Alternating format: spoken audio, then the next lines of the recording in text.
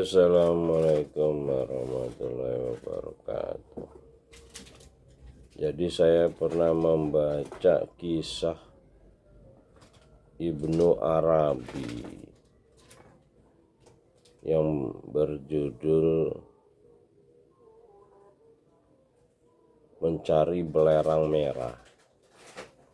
Nah, di buku Andalusia ini saya menemukan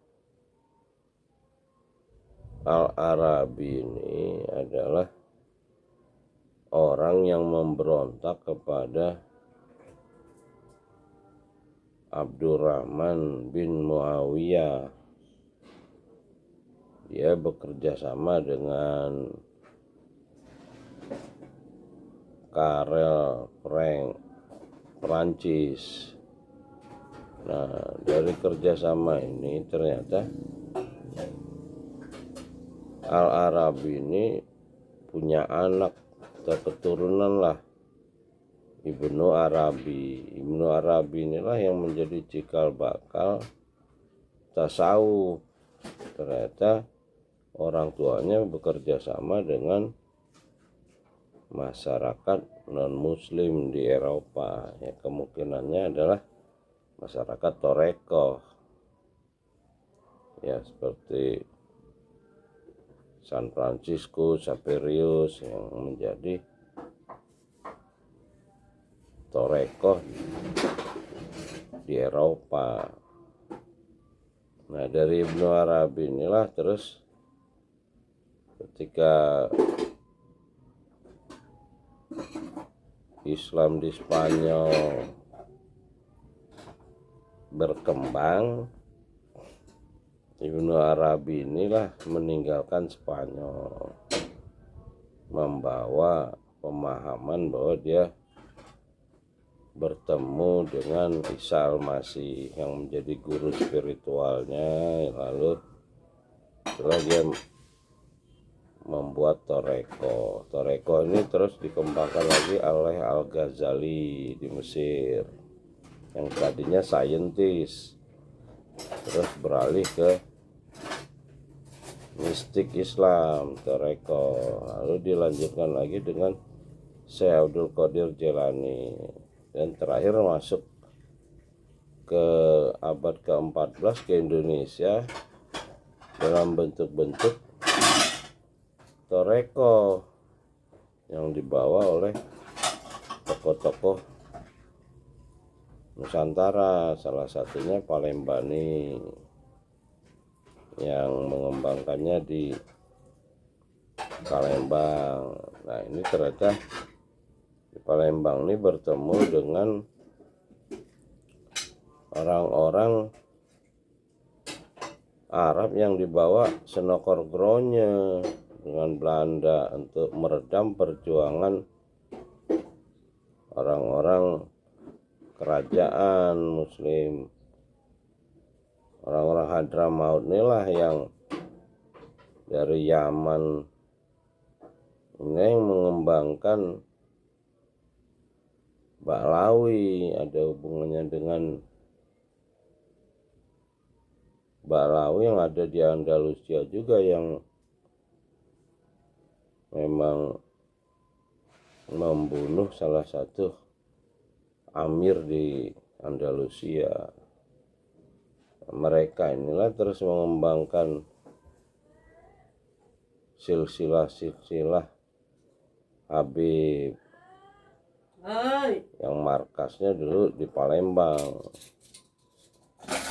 di permukiman orang-orang Islam yang dari Hadramaut yang dibawa oleh Senokor Gronya. Disinilah berkembang pemahaman dari hadis-hadis yang tidak mengembangkan kitab sebagai dasar hukum dan dasar kehidupan, yang diawali dengan Iqra bismi rabbikal ladzi khalaq, dan kitab yang disusun para nabi, yaitu Zalikal Kitabul La Raiba Fihi. Jadi cerita-cerita ulama inilah yang terus menjadi acuan dari murid-muridnya Senokorgronya yang mengaku Islam ini, Senokorgroyun ini dengan gelar Raja Ali Haji. Nah, inilah murid-muridnya salah satu yang mengembangkan universitas Islam dan lain-lain di Nusantara ini. Ya, ini perjalanan sejarah sehingga mereka hari ini tidak ketemu lagi dengan petunjuk kitab ini. Mereka bilang berbahaya membaca kitab ini, kitab petunjuk manusia ini yang diterima Nabi terakhir Muhammad SAW. Harus tahu bahasa, nahu, sorob, segala macam. Berkembanglah Arab Gundul itu. Arab Gundul bukan kitab Qurannya. Arab Gundul inilah yang di Melayu ini berkembang sebagai petunjuk gitu loh. Petunjuk bukan kitab yang diterima para khalifah. Disusun khalifah berdasarkan Quran yang diterima Nabi terakhir Muhammad SAW. Sementara Quran yang kitab yang asli itu tidak diterjemahkan, yang diterjemahkan justru pemahaman-pemahaman torekoh dari tokoh-tokoh torekoh yang bersumber dari Eropa tadinya, Ibnu Arabi itu, yang orang tuanya udah kerjasama dengan orang-orang di luar Spanyol yang non muslim. Jadi kita bisa mengerti kenapa torekoh ini berasal dari Eropa. Ya, mudah-mudahan kita bisa kembali iqra, membaca kitab Quran yang diterima Nabi Muhammad SAW. Dan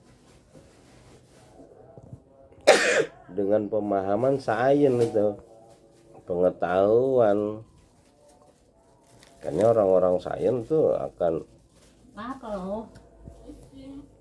kagum dengan Quran terjemahan itu, karena dia bicaranya sains bukan mistik.